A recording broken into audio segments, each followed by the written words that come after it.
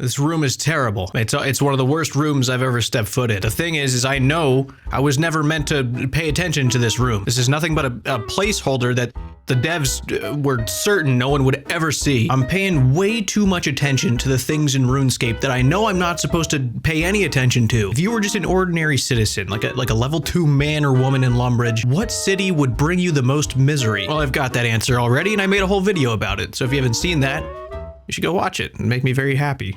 I like when you watch things that I make. Like my whole thing. Kind of need you to do that, to be honest. And since I've already figured out the worst place to live, well, now I gotta find the best. Some cities make a lot more sense than others, but all of them have unexplainable features that would put civil engineers into a state of shock and give interior designers a panic attack. Now, I can't comb through every single potentially inhabitable spot in the game. That would take forever. I asked you people what you thought the best place to live would be. And by God, I knew you guys could be wrong about things, but you've all really outdone yourselves. I've never seen such a display of wrong. But I'll tell you how all of you can be right. You can make up for this. You'd be very right.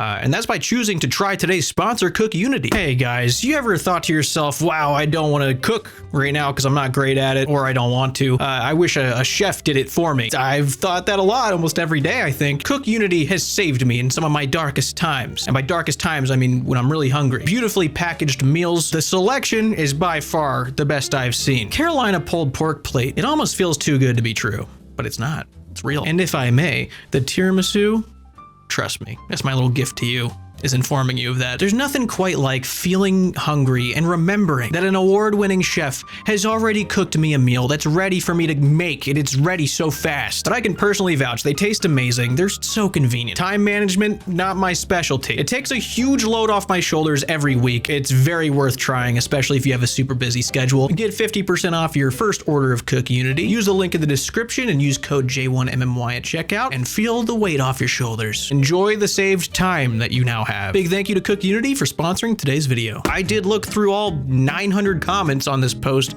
and tallied up every single answer. I got a lot of answers that I really wish that some of you would have just kept to yourselves. The top 5 most answered places were 58 mentions of Catherby, 45 mentions of Prif, 40 mentions of Alderan, Falador, and Hosidius. And then I threw those 5 into a poll on my channel, and by those 5 I mean 4, because I can't put more than 4 in a poll for some reason. Sorry, Falador, but 32,000 people voted on this, and these are the results. But your guys' answers and your votes, those were all on a whim, so I'm gonna be doing the research. We'll walk through together, and we'll see just how wrong you can be. I think you'll be surprised.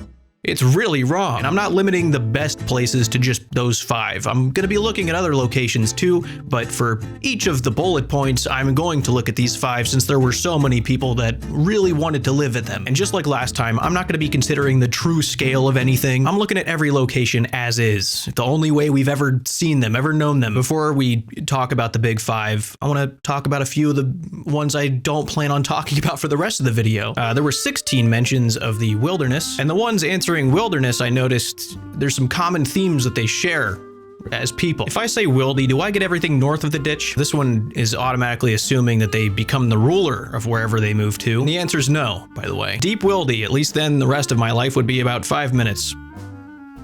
Things get better, Sarasak. The wilderness, so I can PK my neighbors and take their shit without consequences when they act up. It's a great idea that everyone's happy that you're having. Wilderness, coward. I was just asking a question, Tony.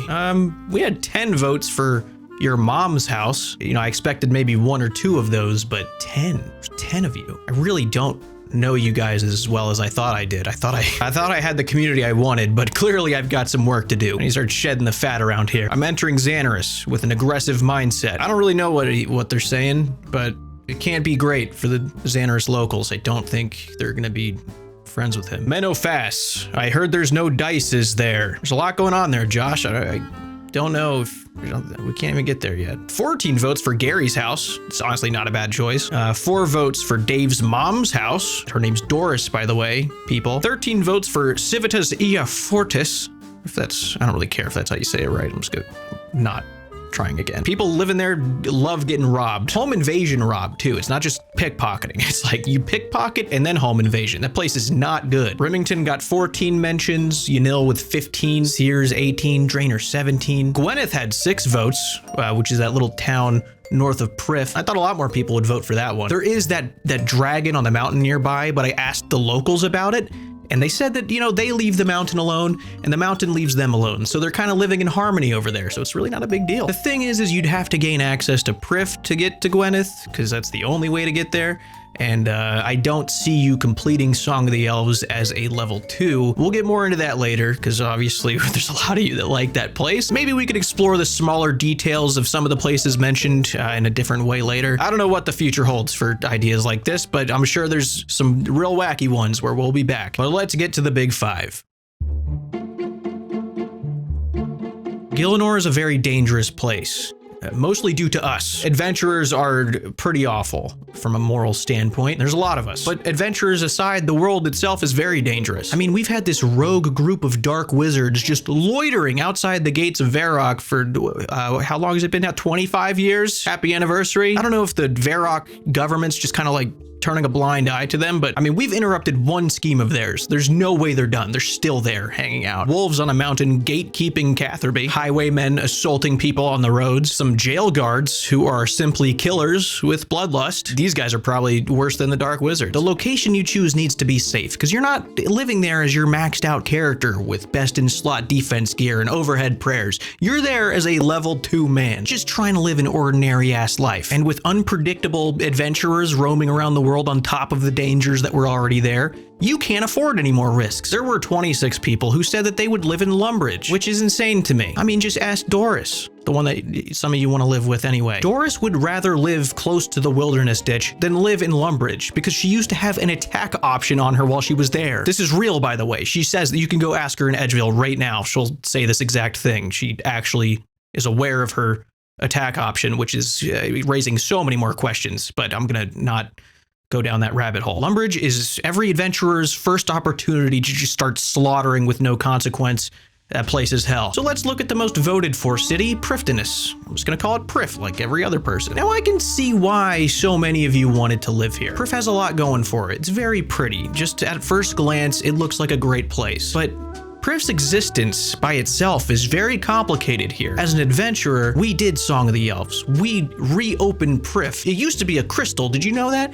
Did you spacebar through that quest? I didn't. Prif used to be a crystal until we completed that quest and they uncrystalled it, and now it's there again. If the player adventurer doesn't exist, it's still a crystal. But for the sake of this video, we'll pretend that the player adventurer does exist in this world and is doing all the quests. It's just not you. There's one human living in Prif, and that's Elena. She was on the front lines with the elves, plotting and scheming with them to try and overcome this crazy betrayal of the Iworth clan. There's just no chance that a level 2 is accomplishing anything near that for the elves. No one in Prif is ever going to have that kind of respect for you. In the Prif that we know, the elves have said publicly that they don't mind humans coming and visiting anymore. Something tells me that if you were to stroll up to Prif, walk through the gates, and ask someone, hey, you guys have any vacant homes? Anywhere to rent? They would tell you very quickly to fuck right off. Prif is so unimaginably far from any human civilization. It is the most inconvenient place to get to. If you don't have a crystal that brings you there immediately, it sucks getting there. It's gonna be terrible for you. It's just very secluded. It'd kind of just be a resort experience of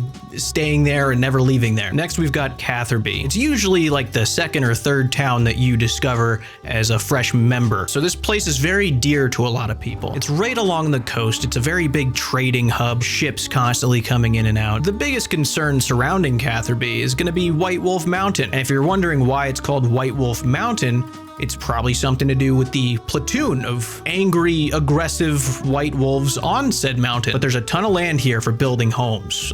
There's a huge empty space of forest, a lot of trees to harvest, some farmland there that people use, and just an unlimited supply of high-tier fish. Very sought after, those fish. There's Keep LaFay down the road, but I don't really think they're too concerned with Catherby. I think they'll probably just leave it alone and stick to themselves. Now, there's some bees to the west. Huge bee farm. There's a lot of uncertainty in the air with them being so close by. We don't know those bees personally, and we're really not sure what they're capable of, what they're thinking. Pretty sure they all listen to like one queen, and if that one queen has a bone to pick with Catherby, Well, it's a B town. There's no humans left. Catherby is definitely the smallest of the candidates, but there's a lot of room for building if, you know, you do get there and you're feeling ambitious. It is a nice little cozy place. There's a lot to work with here. Alderaan. Now, Alderaan's very interesting. This is a new place for us. This is like the rich people wine country island. Emphasis on the island part of that. If you're living here, you're gonna have to deal with the inconvenience of needing to get on a boat to get to the mainland if you gotta run an errand that you can't run there. I don't like the idea of island living. It's not really for me. I'd rather be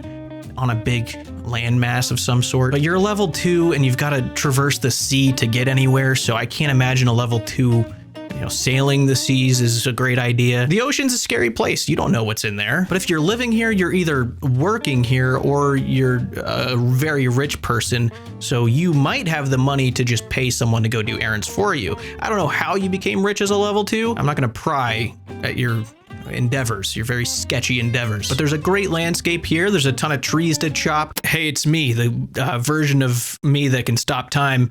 I think the best place to live is the like button. Click that, live there, live on that like button. Just build a house, do the plumbing, like the video. There's some fishing spots. There's a mining outpost if you'd like to go piss off the dwarves that hate you. And there's a lot of hype about grapes here because, you know, wine. It's all this place is. It's almost eerie how much this place revolves around just wine. Something's not right entirely with it. It gives me a very uneasy feeling. Now over to Hosidius. I really like this place. It's definitely the most green, the most inviting, I feel, of all of the Karen factions. Farming's a huge aspect of Hosidius life. Tons of patches. They got the Tithe Farm windmill for the aesthetic of it. It's probably doing something, but it's along a coast. You know, it's infested with sand crabs, but there's some spots that aren't. I think the biggest concern I have for Hosidius is the peninsula of hobgoblins it's just there. I don't know what their plans are, if they have some war plan, but there's just a horde of hobgoblins. I don't like that they're there. There's also that Forthos ruin place that you can stumble upon. Just don't go down the ladder. If you're messing around over there as a level 2, that's your problem. I would never do that. Probably one of the most disgusting monsters that have ever existed in this world that I don't ever want to see. That's down there. I don't think it plans on coming up anytime soon, so it's probably fine, but you know, don't go down. There's also the saltpeter deposits in the middle. They should probably like decorate around the saltpeter area, huge walls to kind of give that disgusting place some privacy. But there's a lot of forest, a lot of room for expanding Hosidius. If someone wants to chop down some trees and get building, I like Hosidius. Now on to Falador. This is an absolute classic. Even the people that don't really play RuneScape, they probably recognize this place. It's very iconic. It's the capital of Esgarnia, which is a very busy place. Right outside the wall that's broken, I might add, there's a dark wizard tower just hanging out there. There's Draenor Manor to the side. It's probably fine. There's a big fence around it. There's Sarah's Farm, which, you know, used to be home to Saradomin, Zamorak, and Guthix, which is canon, I've decided. They're not too far from Port Sarim. They've also got the mining guild literally right below the city, which I think is pretty great for resources, probably some job openings there. However, to the north, we've got the Black Knight's Fortress and a very unpredictable goblin village on the other side. Falador is also very central to a lot of the places in the original mainland, so traveling might be a little easier. Unless you go south, then you are guaranteed to get mugged and probably killed by highwaymen that are just always there. As humans, we want our home to be a very safe and secure place. That's what our idea of home is. It's important we get that. How guarded is the city? What does crime look like there? How easy can enemies enter the city? Can the place that you chose realistically defend itself? You're a little baby level 2. You need to consider this. All right, let's go back to Prif. Welcome back. This place's security is pretty insane. They've got 23 level 108 guards, which is a very impressive combat level for a guard. It probably has something to do with their training program, which is known as the Red Prison. These guards are the ones who are truly confined there. That was their life, and they don't get to reap the benefits of any rewards they got. This is what all of those gauntlet runs got them. Just a job. Now, I'll be real with you. I know that this city was once a crystal. It has the ability to turn back into a crystal at some point somehow, but I don't know the inner workings of Prif. I don't know what they're capable of, mostly because they've never really told us everything, because we're humans, and we're not their favorite. What I do know for a fact is that the walls surrounding Prif would be very tough to get through. This guy said it best This is a gated community. A lot of HOA fees coming with Prif. Elves have some crazy advanced tech. Their tools, their weapons, their armor, they're way stronger than stuff that humans can make. I mean, I doubt they're even showing us everything. You know, if this is the stuff they're allowing us to see, imagine what they're not showing us. You know?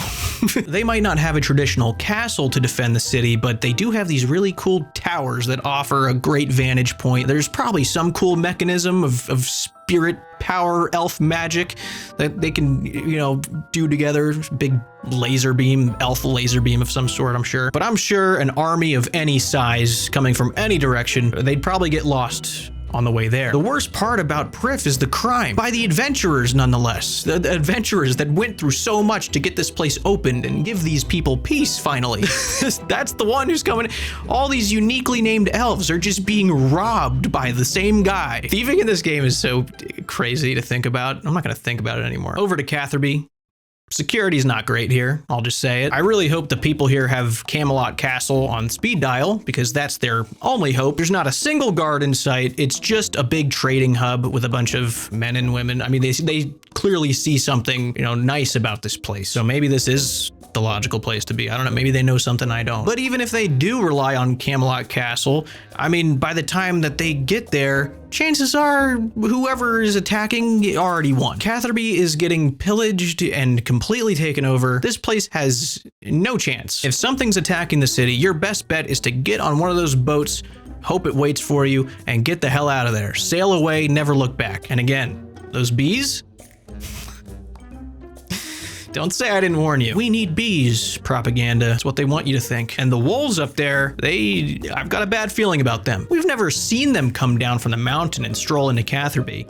But, you know, what if they did? If one of those wolves up there decides that they're hungry and they'd rather not be hungry anymore, it would take a max of 60 seconds to solve that problem, as long as your ass is hanging out in your cozy little Catherby home. I have a little bit of an idea why security hasn't been addressed here, but you know, we'll get back to that later. Now, Alderaan, this very rich, very isolated island, you'd think the security would be incredible here. The one quest that we've done here had us do a little B&E into a very rich home, essentially right in front of a guard's eyes. And then we went to a party and discovered someone had been murdered in the basement, like a very important person. That's like our only canon interaction with this place, and I wasn't really getting very safe and secure vibes in this rich neighborhood. There's 9 guards in the human part of Alderaan, including the one that we've found out is completely useless. And other than the mansion, there's not any real prominent building. You know, there's no castle to serve as a fort, but it is an island, so any enemies attacking would need to come from the sea, which is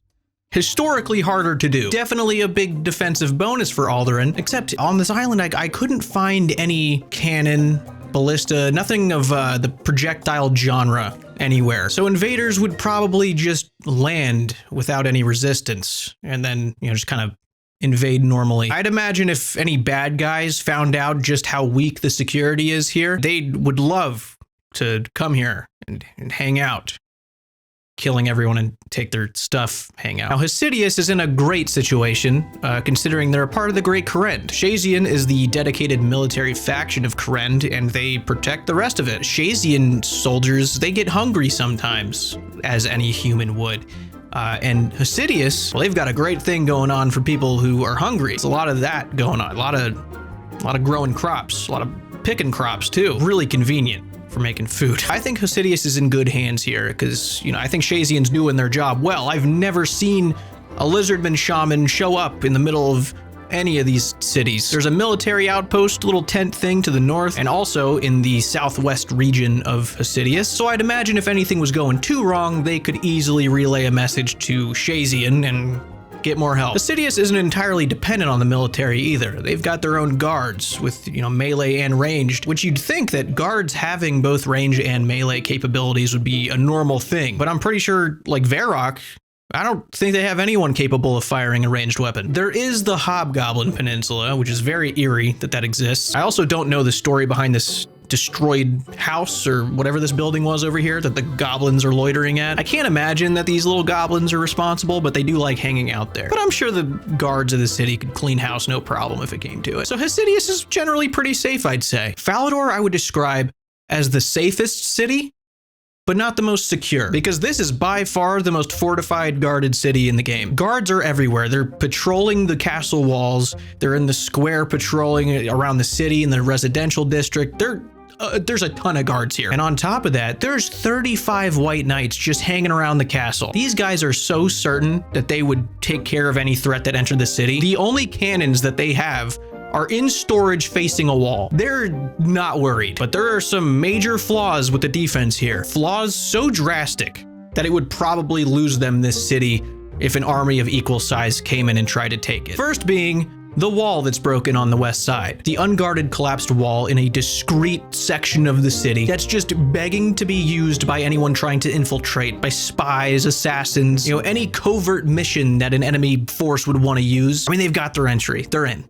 No problem. Someone should probably fix that wall, but if they did, that's a 100% success rate of a riot happening in the square. More on that later. This part really bothers me. Falador Castle has an actual moat, and while it does give them a little bit of an advantage, the bridge is not a drawbridge.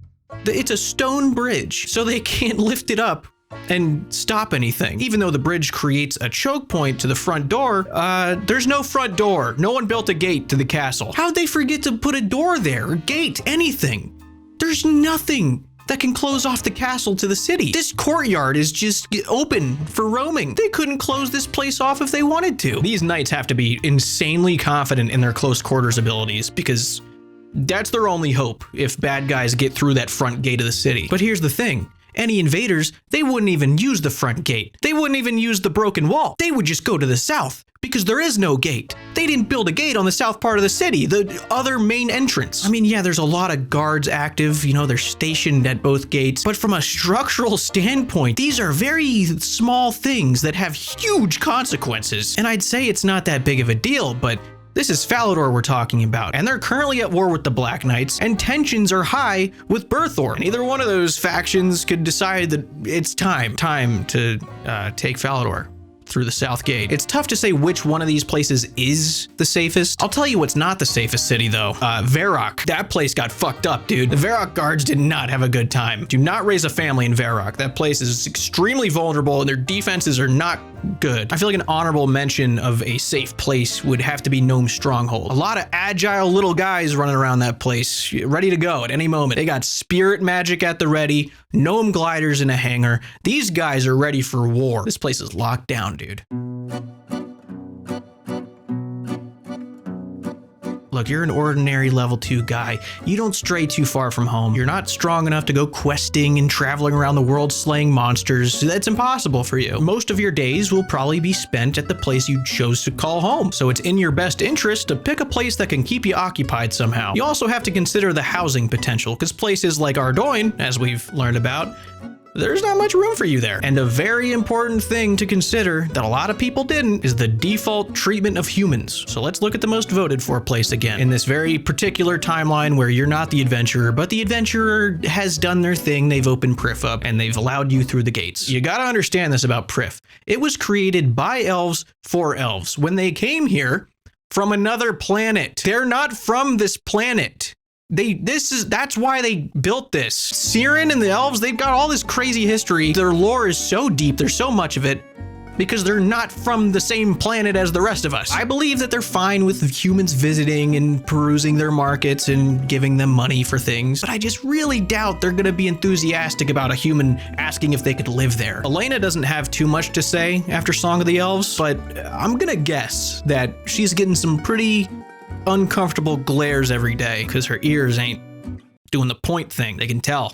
They look. It's the first thing they look at. And I tried talking to the citizens around town, but I mean, I think since we're the adventurer, they're not gonna hate us, so they're pretty friendly. They're kind of telling us, oh, go to the market, give us money. But there wasn't any hostility towards me, probably because they know better. But I feel like a level 2 man wouldn't be getting a happy, friendly conversation from these guys. I just get the feeling. This guy said, Prif, plenty of natural resources, and Elf P.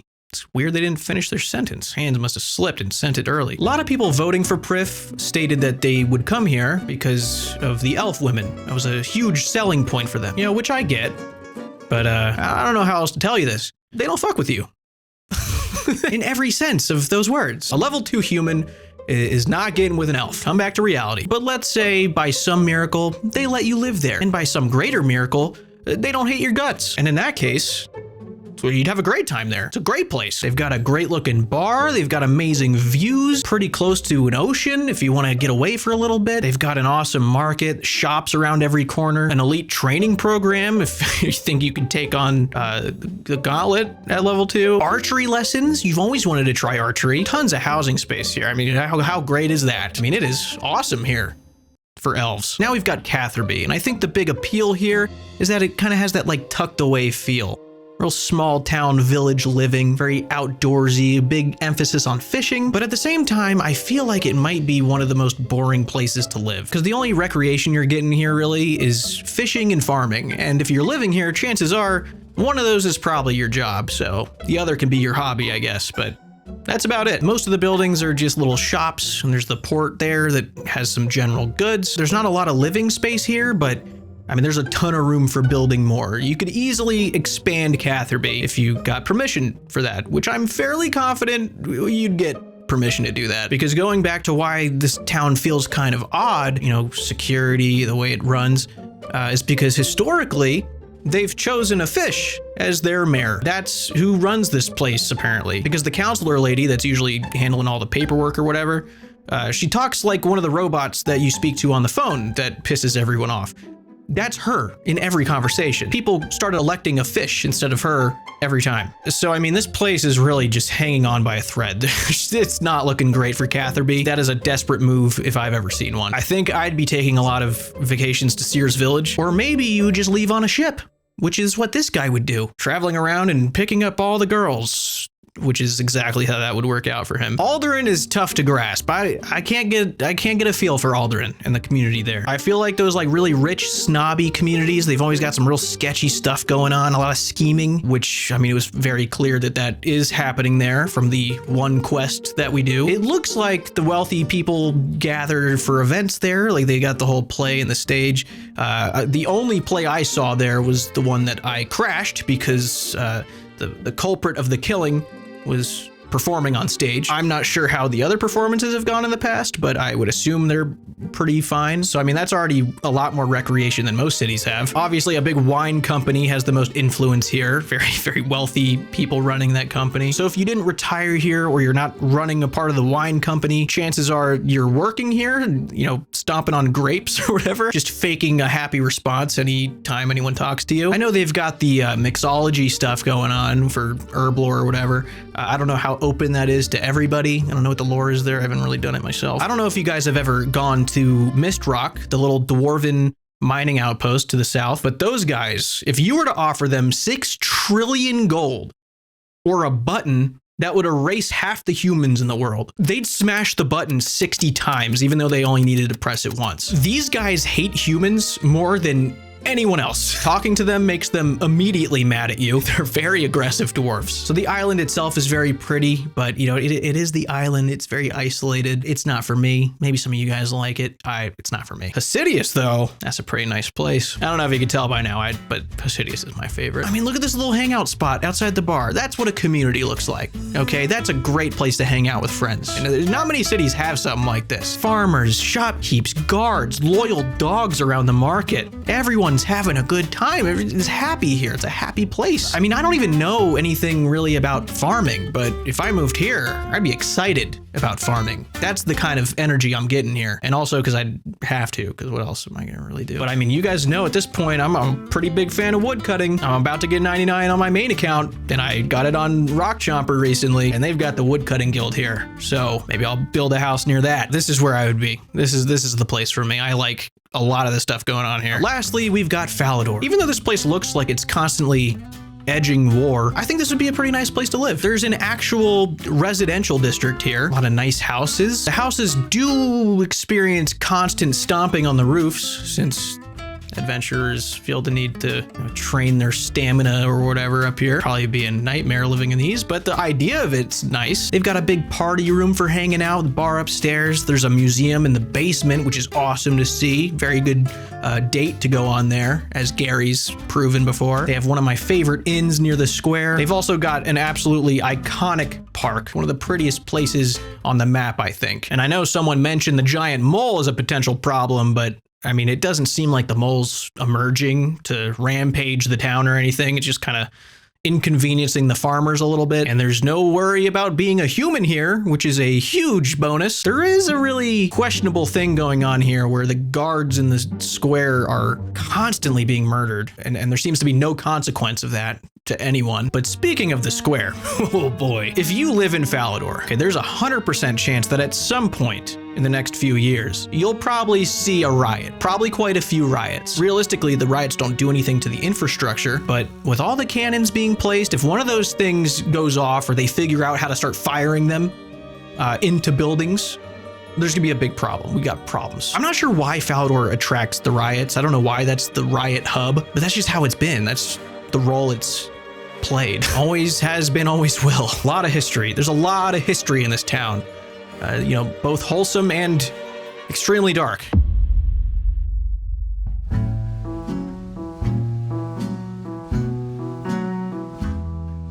All these locations have a pretty extensive list of pros and cons, but I think me personally, I'm going with Hosidius. That's my favorite. That's what I believe to be the best place to live. I don't want to like slap an official label on it as the best place because, I mean, some of you guys, maybe you like getting harassed by elves. You're into that. Maybe that's like a plus for you. In that case, yeah, you're gonna love Prif. Maybe you're a fan of island living and you don't mind racist dwarves, or you love the smell of fish. I don't know, dude. I don't know what you're choosing. You can let me know. If you have a compelling argument about why one of these places is actually the right place to live, or there's somewhere that you really think outdoes all of these, let me know. I'll read it. I read all the comments. I'm not lying about that. Even the people who say I don't, I see them.